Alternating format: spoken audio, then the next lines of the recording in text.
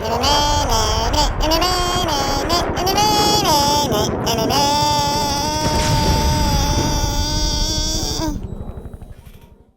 everybody, Yankee here. Today I want to come on here and do a little demonstration in response to a video someone sent me today from another YouTuber, and I don't remember their name. Now, don't get me wrong. I'm not doing that to be disrespectful, pretending like I don't know them or didn't see their video. I just don't remember their name. I have the memory span and attention span of a goldfish, and I think most people who watch my channel know that. So no disrespect, but I will put his name in here in a little bit in case you want to go watch his video. In that video, he screws his trigger back. He puts a screw in the trigger, holds it back to where he's releasing the safety, the striker safety, and then he jostles the gun around and makes it fire. So today, I want to try to recreate what he did and talk about what that actually shows. I actually came down here to shoot, but my son, even though I don't do that, I never shoot my guns, but for some reason, my son this morning has dismantled our firing range. But like I said, I wanted to show you all what he did, and I want to point out what that really shows. And I want to see if I can recreate what he did, not in a garage.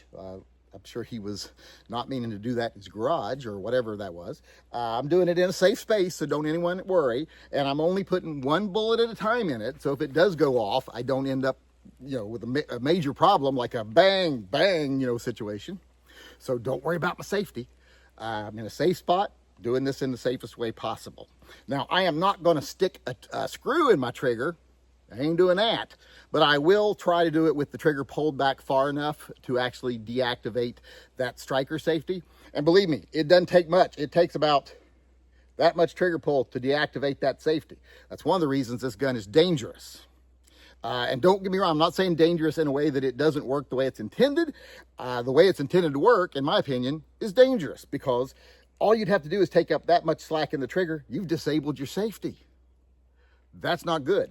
Any holster that isn't perfect, nylon holsters, etc., anything, put it in a gym bag, whatever, can take up that much trigger slack. And you could end up with a negligent discharge because other things happen after that safety's been disconnected. So remember, that takes very little there. And I will do that later when I shake it.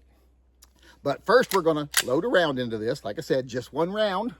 And just so people can see, can I get a press check here where you can actually see? See, there is a round in there, right there. So we're going to try to get this to fire. Now, first we're going to do it with no trigger pull at all. Nothing back. This is what it should be like in your holster.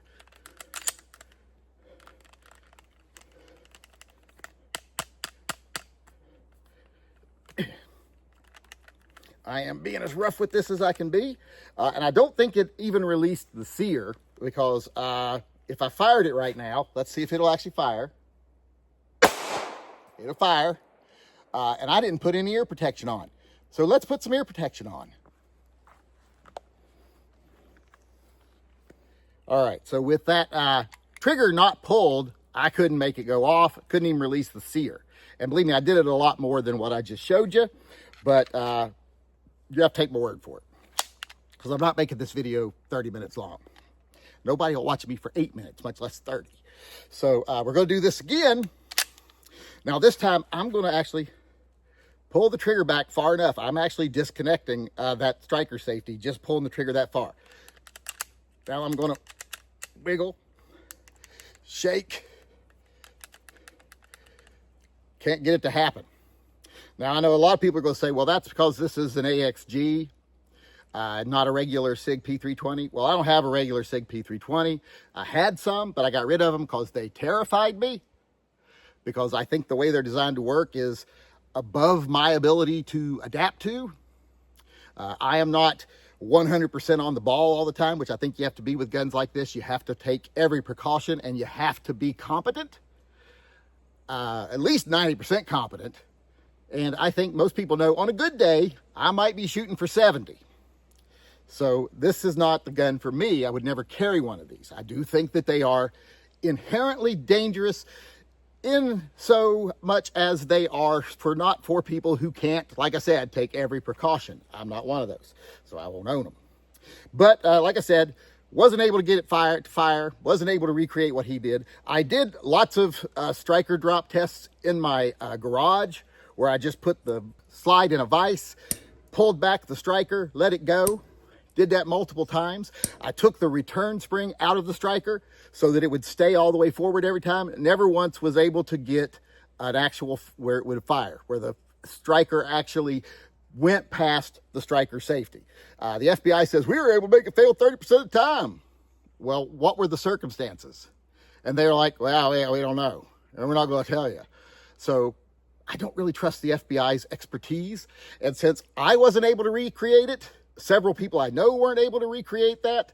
And I haven't seen anyone on YouTube recreate it, because it'd be real easy to do. Remember, people, that's a real easy video to do. You just got to take the return spring out of the striker, put the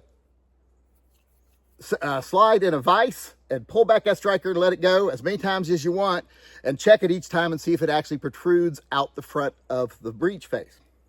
I haven't been able to make it happen once. Haven't seen a video of anybody doing it. So that would be a real easy thing to do, and yet nobody's done it yet.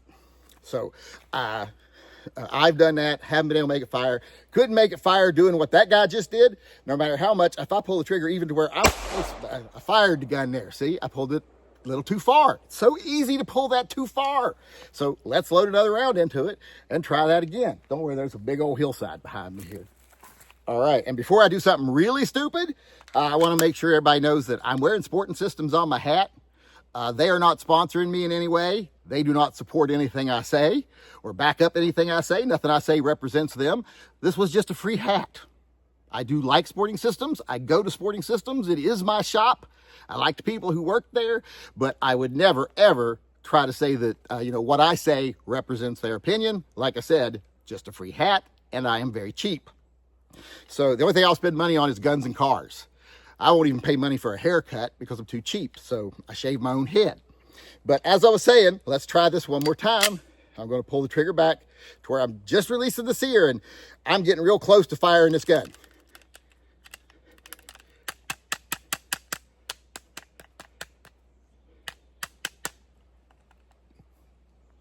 All right, let's let it go back forward, and I'm pulling it back far enough to release that safety. It doesn't take much. I think it's 1/10 of an inch of travel. It's a little actually under 1/10 of an inch. Welper last night showed me a video where the guy showed it was like 0.09 inches to actually remove that safety, which is not much at all. That's more of a safety up here, I think, just to make you feel safe than actually a safety, because moving the trigger that much, like I said, anything can move the trigger that much. There's like no resistance here. I could do that with a stick or a twig or anything. So that's not really safe when you can move it that much, especially not safe for nylon holsters, because I've done videos before where I put guns in nylon holsters, and then just by rubbing my finger on the side, I'm able to fire them. That's one place where the Glock dongle actually came into real good use, because it tended to stop that 90% of the time, whereas some other guns didn't. So, and P320 was one of them. I wish I still had that video up on YouTube, but YouTube gave me a strike for it and took it down, saying I was engaging in unsafe activities. And I think we all know how that goes. But like I said, not representing Sporting Systems. I know I'm not someone who's capable of handling this gun, but I'm trying to show you what that other guy showed. So even with no trigger pulled, I can't get this gun to fire. I could probably hit it with a hammer. It wouldn't fire.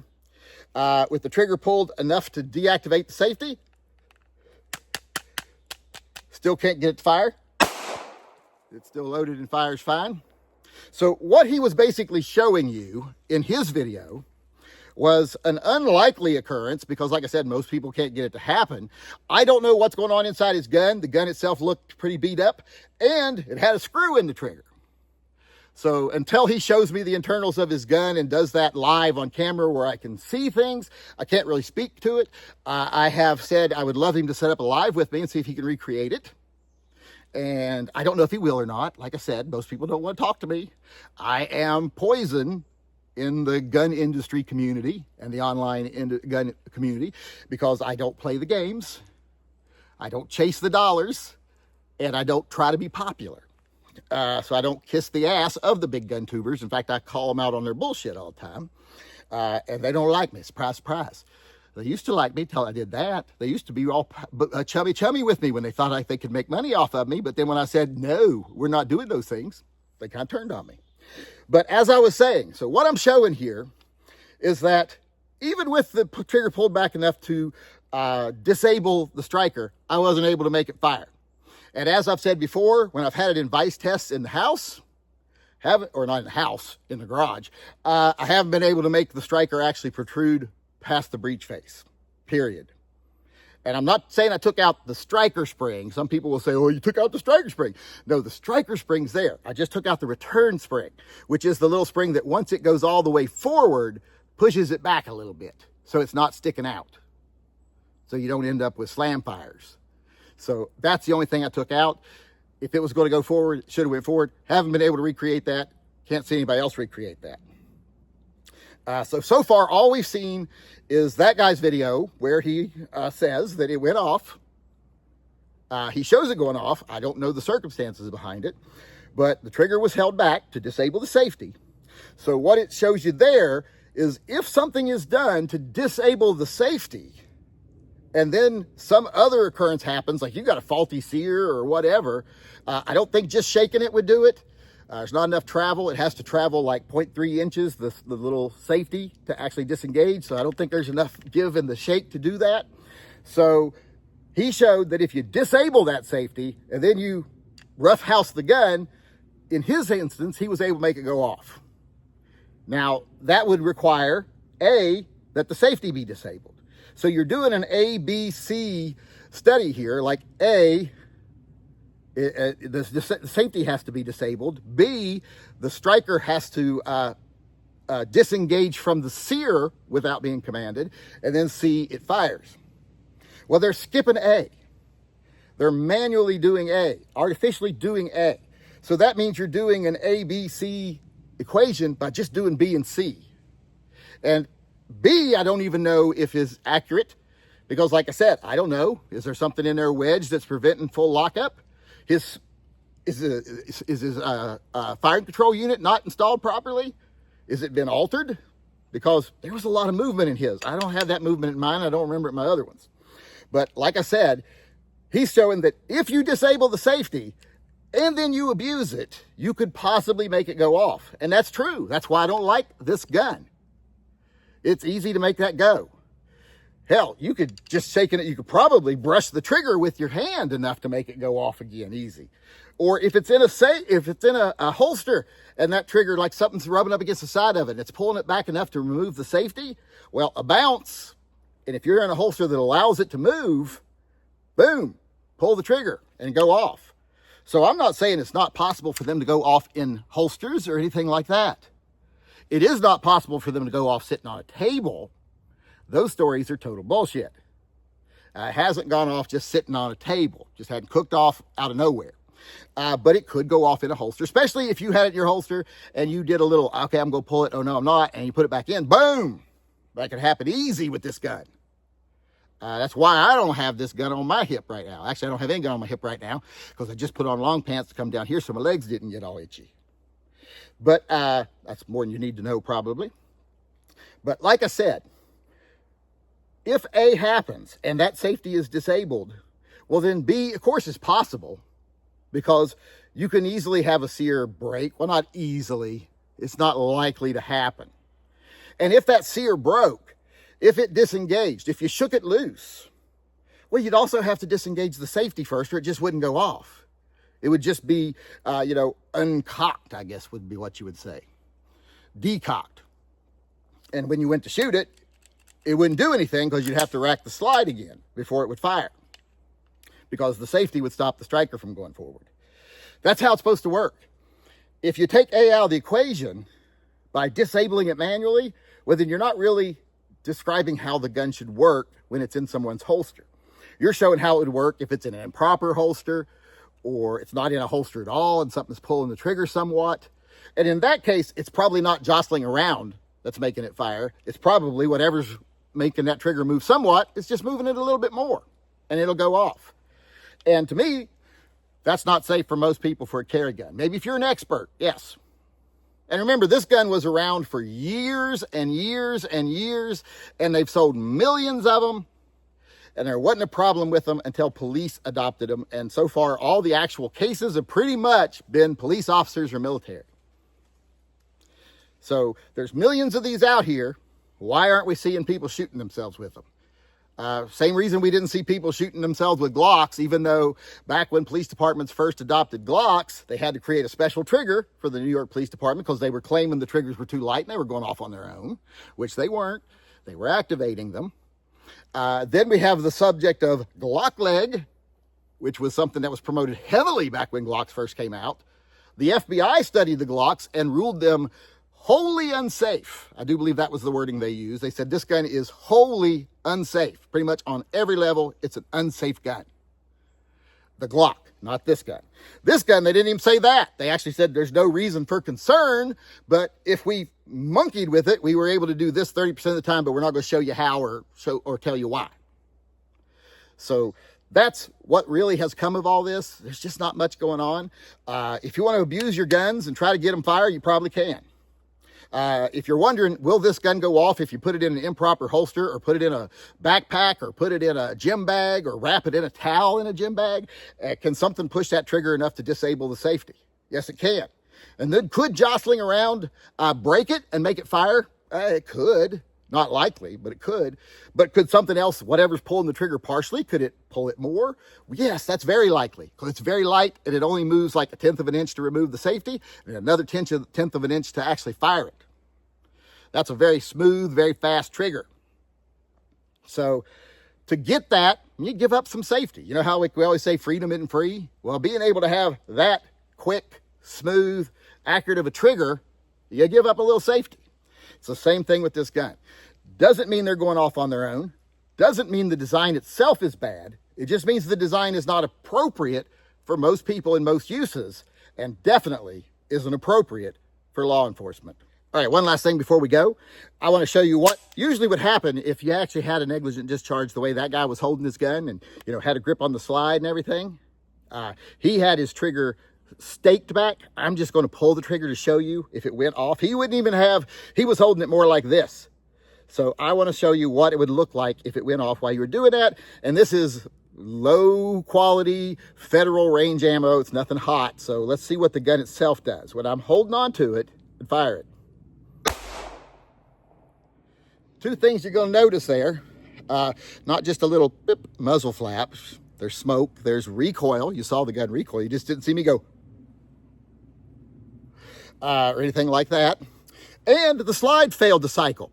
You had a jam there because your hand was on the slide.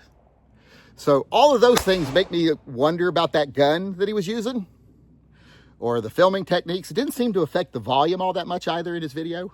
So like I said, would want to see the gun. I'd want to know how he filmed it, all this other stuff, if he edited film any. So hopefully he'll come on my channel. We'll be able to go over it, talk about it. But like I said, he might be able to show me that his gun's bad. His gun's dangerous. His gun will go off on its own. I doubt he'll be able to show it go off on its own, but he'll be able to show maybe it went off under dubious circumstances.